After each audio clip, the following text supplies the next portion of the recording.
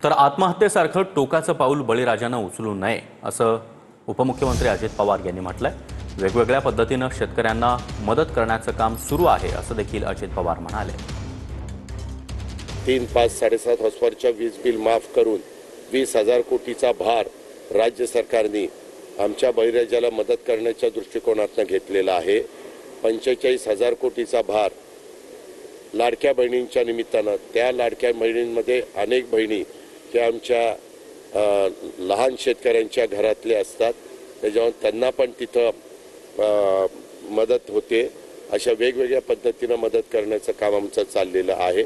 अशा वेळेस इथपर्यंत आत्महत्या करेपर्यंत टोकाचं पाऊल कुठल्याच शेतकऱ्यांनी किंवा बळीराजांनी उचलू नये। माननीय मुख्यमंत्री फडणवीस यांनी सुद्धा तेच सांगितलं की आम्ही योग्य वेळेला कर्जमाफी करू, आणि अजितदादांनी सुद्धा तेच सांगितलं की आम्ही कर्जमाफी करण्याचा निर्णय आमचा आहे, आणि त्या संदर्भामध्ये हळूहळू आम्ही त्याची तयारी